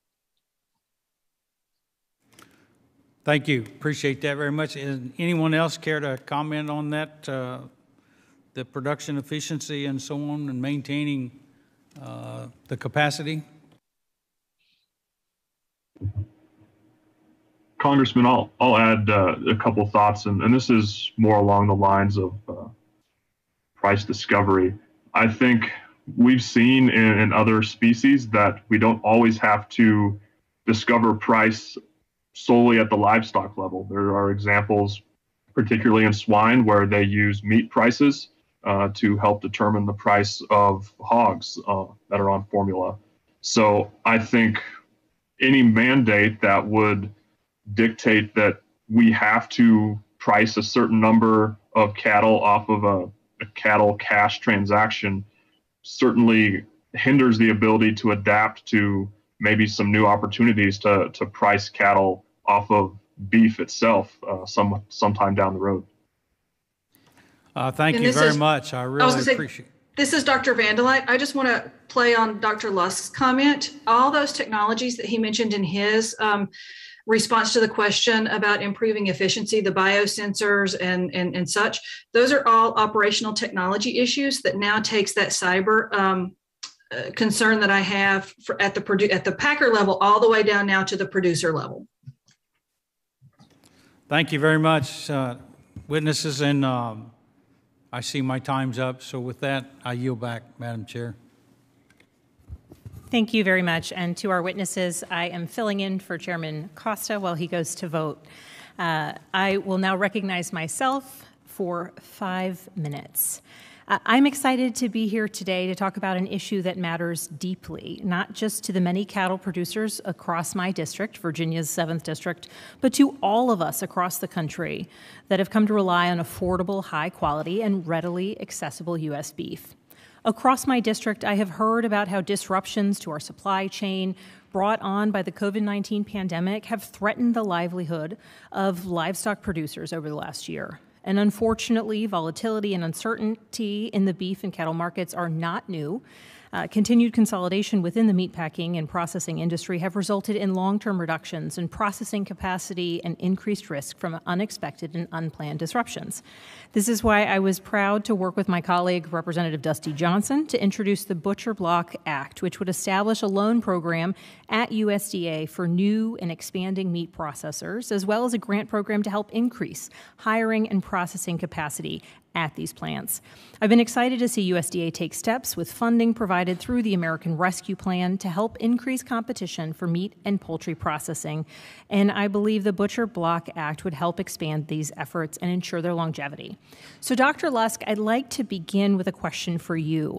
Can you explain or speak to how having increased diversity in the supply chain, such as more small or medium-sized plants, could help reduce the likelihood that a black swan event will have such a large impact on cattle and beef prices? Well, the hope is that if some future pandemic comes along and it affects the workforce of a plant, that if one goes down, that there is enough heterogeneity, diversity in the system, that the aggregate supply side effects are fairly minimal. I think the challenge, the trade-off that exists there is this issue of economies of scale that's been mentioned, that to really produce beef at an affordable price, you really need to be large, achieve some high level of volume. It's one of the reasons we see the kinds of large scale packing that we have in this sector. And as a result, if you look at the number of cattle, say, processed by fairly small plants, it's a fairly small share of the overall story. But I think there is value in having some of that heterogeneity and diversity in the system. I think the question is really at what cost will it have to the system? Can they stay in business and compete? I think one issue that I see is related to the cyber attack issue. In some ways, I think the larger plants are more vulnerable to cyber attack because they're a bigger, more lucrative target to seek out. So in some sense, having some smaller, more diversified plants could help in the sense they may be less visible to people seeking to disrupt our food supply chain through that mechanism. Thank you very much, and thank you for that comment related to potential vulnerabilities to cyber attack. In your opinion, are the recent investments by USDA in small and medium-sized processors enough to mitigate the current issues that we're seeing in cattle and beef markets? And do you believe that Congress should take any additional steps, or do you have any suggestions that you would want us to be highlighting related to supply chain resiliency? I think we're already in a process where we're realigning processing capacity with cattle numbers. So my fear, to be honest, is that we may wake up 3 years from now and have a bunch of processors that can't affordably operate. Adding more capacity now will in the short run, I think, help support cattle prices. But I think what we have to hedge against is, not now, but 4 or 5 years from now, when we get those numbers realigned, is make sure you keep an eye out for what's happening, and are we going to see a series of bankruptcies or reductions in plant sizes? I think that's my concern with the additions of capacity we're seeing at the moment. Thank you very much for that. And Dr. Ahearn, would you care to comment on that question or add anything to the answer? Certainly, and in a lot of ways, I would echo what Dr. Lusk mentioned. I've put in my testimony that I think there's opportunity for about 5,000 head of operational capacity. And again, I'm going to highlight that, meaning it not only could come from physical facilities, but could come from improved efficiencies and throughput and better, being able to staff these facilities. I also want to highlight that 5,000 number that I've put out is very contingent on the depth of the contraction in the cow herd. And, the deeper this contraction goes, the smaller that number of profitable expansion is going to get. And so, again, I'll reiterate something I've said all along. I think it's more important to invest in research and education and understanding the business environment than it is specifically in facilities themselves. Okay. Thank you very much for that feedback and for your answer. My time is expired, and I will now recognize the gentlewoman from Connecticut for 5 minutes. Thank you so much, Madam Chair. Connecticut is home to 10 meat processing facilities. All are small to medium sized, mostly family-run facilities. Additionally, we are home to 48 beef cattle producers, according to the State Department of Agriculture. When talking about beef supply chains and processing, facilities like these are often left out of the conversation. While Congress has appropriated millions to the Coronavirus Food Assistance Program to help producers, including beef cattle producers, only 8.1% of Connecticut farmers were eligible. This is a negligible amount, even when compared to other small northeastern states. These farms and processing facilities also were affected by the adverse conditions of the past year. Our producers also had to adapt to the sudden lack of demand from commercial, institutional, and restaurant purchasing. They also had to address the labor concerns caused by COVID, and they also had to adapt to the dropping demand in exported U.S. meat. So my questions will focus on those small to medium-sized plants that I just mentioned. Dr. Jacobs, during the pandemic, we saw an increase in consumer demand for beef directly from the producer or small local butchers.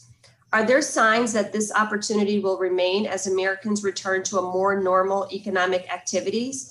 And what technical assistance, workforce development, and other capacity building is required of small to medium-sized producers to ensure they can meet food safety standards, consumer performances, and stay competitive? Thank you for that question. I think, first of all, I think support for that system needs to recognize that type of small and medium scale processing allows producers to be closer to consumers. And although I don't have the data and can't comment on that, your question about whether or not we've seen consumers return to their pre-pandemic purchasing, the food away from home versus food at home and where they're getting their beef. My suspicion is that we are going to have many consumers will remain purchasing their animal products directly from farmers or small processors. I think part of that will stick. How much of it, I can't comment on that, and I'd be happy to look into that further to see what has remained. But you mentioned what other ways can we support this, and I want to comment too about and introduce this idea of the USDA's efforts to provide funding and capacity. I think what's important here is to do the things that you mentioned, which is instead of necessarily offsetting capacity costs, work on the things that are also cost to the input in beef processing, such as labor development challenges. Also, challenges related to meeting regulations and the differential impacts that may have on small producers and small processors relative to the very large ones. Loan guarantees could be an important part of this overall package. So I think, what I would encourage is to look at the more indirect investments that can benefit our producers, our livestock producers and their processors. I'm glad to hear that there are small local processors that are doing well, and I hope that they continue to. And I might encourage those that are family owned to consider thinking about a model in which they coordinate, in which they consolidate. And maybe there's an opportunity there for joint processing capacity, shared capacity that allows them to scale up. Thank you. You mentioned it briefly, but can you just touch upon what are the benefits of having more local and regional processing options where they're right next to their consumers? The benefits are options for consumers. The benefits are flexibility. When you have challenges in larger scale processing, even though as I understand it, our small and medium scale, we don't have enough of those to pick up slack when we have major disruptions at some of our largest processors. That local scale is important to the continuity of our food supply chain locally. It's important to the local rural economies where those farmers are living and the processors are, and they're paying wages and they're paying taxes. And so I think the benefits go well beyond what we see as profitability, quote unquote, profitability margins at those levels. And that's one of the features I love about the cooperative model is that many of those benefits stay local, and those benefits aren't just confined to profitability-based benefits. Well, my time is almost up, so I won't have time for another question, but I agree wholeheartedly with everything you just said. And I know at least in Connecticut 5, if you go to any restaurant, you go out to dinner, you know that beef is from Connecticut when it is, because it's fresh and people immediately identify the name of the producer that it can be attributed to. Thank you so much. Madam Chair, I yield back. Thank you. The chair now recognizes the gentleman from Iowa for 5 minutes. Thank you, Mr. Chairman Costa and Ranking Member Johnson. The consolidation of the cattle industry is one of the most critical issues in my district. I hear about this all the time, probably the most important issue in my district at this point. Cattle producers in my district are angry, and they're worried that they are getting a raw deal. They see everyone in the supply chain making large profits while they're losing from $100 to $150 a head. My in-laws, my friends, my constituents are seeing their livelihood end because of this. The processing of cattle is mostly operated by 4 packers, and they control approximately 80% of the market. This market share lets them control the price through contracts, manage the amount being slaughtered through line speeds, and decide when livestock is needed for their own profitable benefits. The system is set up where the packers will very rarely ever see a loss, creating a massive guaranteed profit while rural farmers are on the hook to lose lots and actually their livelihood. Congress needs to engage in this and focus on transparency and competition and processing capacity. The cash market for live cattle has been declining over the last decade. At the same time, we see higher grocery prices and even higher demand. Diminished cash market participation contributes to USDA being unable to publish LMR reports, furthering the market's lack of transparency. So this is my question. My question is for Mr. Lusk. In 2005, 52% of the cattle were purchased on the cash market. In 2020, that has gone down to 23%. The reverse was true as well. In 2005, 33% of the cattle were purchased through formula contracts, yet in 2020, 62% are on formula contract. Knowing that the cash market price is primarily used on the basis for formula pricing, how has the decrease in cash negotiated trade impacted the market and price discovery? Yeah, I think it's important to, again, distinguish between when you're talking about price discovery, about price levels and then sort of market fundamentals. And I think the concern with the smaller share of cattle being sold in the cash market is whether you're getting sufficient price discovery. But even if 100% of cattle were being sold in a cash market, it doesn't mean prices would have been any higher than what we recently observed. So I think, we can, I think in regards to LMR, there are things that could be done to increase the amount of information that's being conveyed through there, thinking about confidentiality rules, about some of the additional details that could be provided about formula contracts, those sorts of things to provide even more price transparency. I think even doing that, there's not necessarily any guarantee that's going to improve the price level, which is, I think a separate issue. Well, I'm glad you said that, smaller farms, you probably don't realize this, but there are 700,000 farms in the country. 90% of them are family owned. My in-laws are one of them, own 1,000, 2,000 head of cattle. My friends own, 2,000, 3,000 head of cattle, and they're considered small farms. The problem is when you have large operations having 30 or 40,000 head, it shuts out people like my in-laws and my friends and my family, all right, because they're going through a cash basis and not formula contracting. That's why people get a little grumpy. So my other question is, many proposals before Congress aim to increase price transparency in the cattle market. Cattle producers, just like any other business owner, would like to receive higher prices for their product. What is your assessment on requiring certain levels of negotiated transaction to improve producers' bottom line, Mr. Lusk? Sure. To be honest, I don't necessarily anticipate that policy as improving overall price levels. I think there could be some benefits in some of those policies improving, price discovery, but I don't necessarily think we could expect those policies to improve the price that cattle producers are getting paid today. Well, thanks for your comments. And this is a great concern because we're going to lose thousands and thousands of family farms that are doing this, that are getting bullied out, pushed out by packers and formulated contracts. With that, I yield back. Thank you. Thank you. The chair now recognizes Mr. Mann of Kansas for 5 minutes. Thank you, Chairwoman. Thank you, Chairman Costa and Ranking Johnson for having this important hearing today.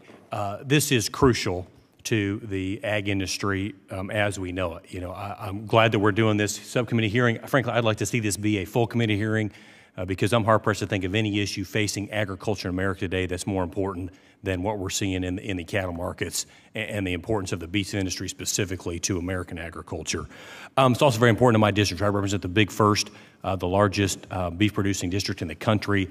Our family's farmed and fed cattle for 120 years. I grew up in a small feed yard, preconditioning and doctoring sick calves. So this is near and dear to my heart personally as well. I'm also a proud K-Stater, and I'm really glad to see a lot of K-Staters here as well.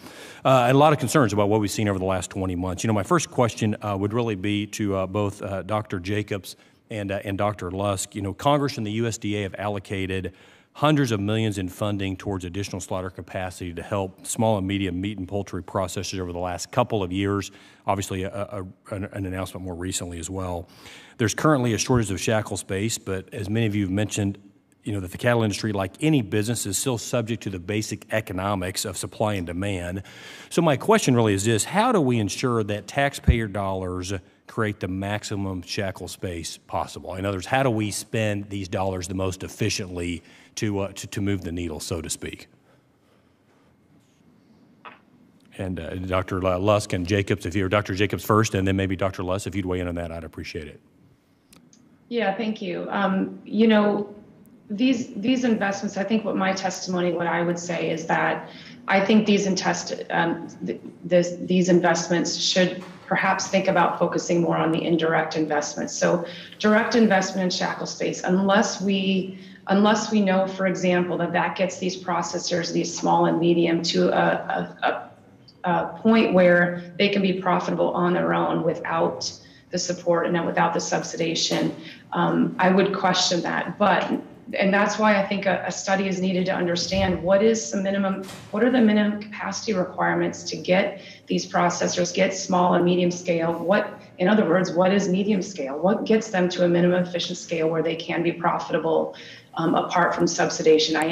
I do support the indirect investments in things like workforce development, ensuring we have the right policies in place, making sure that the playing field is leveled in terms of regulatory burden and regulatory requirements. But short of that, investments in shackle space are one time. It's a one-time shot in the arm. And I would want to make sure that could be sustainable beyond any investment period. Great. Thank you. Anything to add to that? Or any different perspective, Dr. Lusk?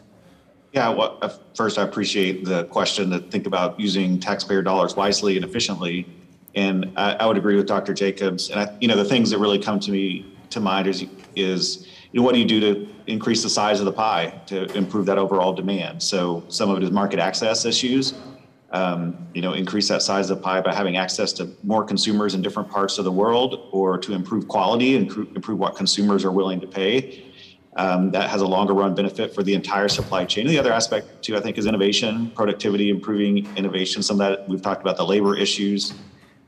That's a way to improve capacity. Effective capacity is maybe some automation there, but also just efficiency. I think there's, again, beef cattle is in competition with a variety of other foodstuffs, and we're in competition with producers all across the world for a place on consumers' dinner plates. And so we have to continue to find ways to be more efficient, make responsible use of our natural resources. Yep, I agree. My last question would be for Dr. Ahern. Your testimony suggested that there is an exceptionally high likelihood that cow-calf producers would receive a lower price for their cattle if government mandates if the government would mandate certain required percentages of negotiated cash sales. Could you explain that more, and why do you believe that to be the case? Certainly. So I think the first step is understanding the benefits that AMAs bring to the marketplace. As I've mentioned both in the testimony and in the earlier question, AMAs allow packers and cattle feeders to both reduce their supply chain risks, better manage inventory, better utilize their cattle feeding and cattle processing capacity, and reduce their marketing and procurement costs. Both of those sectors of the beef industry are margin operators. So the price that they're willing to pay for the upstream input into their production system is very much determined by what their operating costs are. If we increase operating costs at the packer level, packers are likely to pay less for fat cattle. If we reduce the price of fat cattle and increase the operating costs of feedlots, then they are likely to pay less for calves and feeder cattle. So I readily admit that price discovery is necessary, but we have to recognize that it does have a cost, and if we eliminate or reduce the benefits of AMAs, that also has a cost. And with cow-calf producers being primary producers and not margin operators, they have no one else to pass on the burden of that cost. Yeah, great. Well, thank you all. I see my time has expired, so I yield back. Thank you. Thank you. But before we adjourn today, I invite the ranking member to share any closing comments that he may have.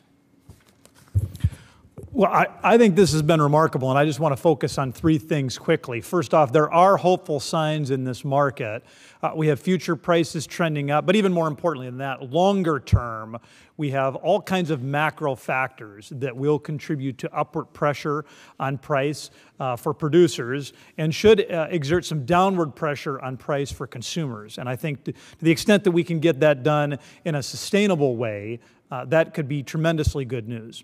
Second thing I want to point out is the reason that this hearing has been so remarkable, and the acting chair and I were just talking about this. There's been a tremendous amount of bipartisanship.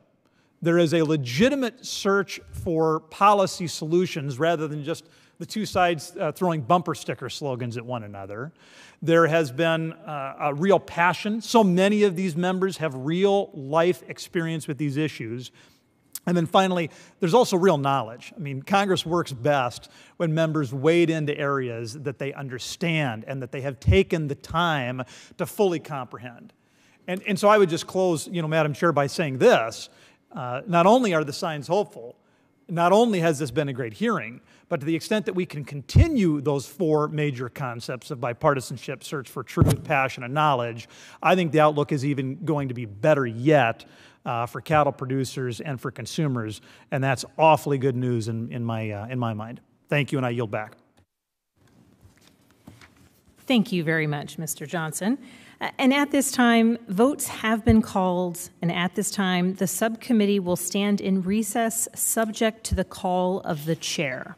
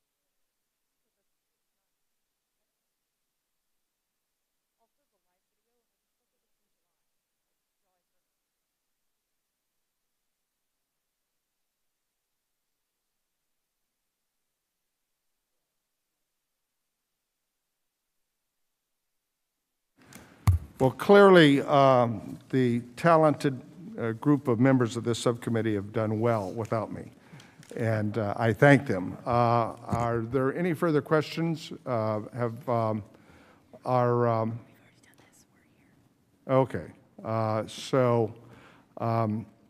Shoot, I had one more question I wanted to ask. Actually, I think I see the witness I wanted to ask this to. Dr. Jacobs, are you there? I am. Question, and I was going over this with my colleague here from North Dakota. The landscape for over 100 years in American agriculture has seen the success in co-ops in a whole host of regions in different areas. But it doesn't seem to me that co-ops have really established themselves within the beef industry, the cattle industry. And I'm wondering if you have any thoughts about that based upon your own experience and research with co-ops, why that has not been the case and whether you think that's consistent or not. That's a great question. That is something that I've spoken with colleagues about. And you're right. If you look across many of the sectors within ag, dairy, fruit, nuts, the list goes on, juices, we do see farmer-owned cooperatives playing major parts in those landscapes, grain marketing included. And throughout we do have California. A couple examples like Country National Beef, Grassroots Farmers Co-op, and Buckeye Valley.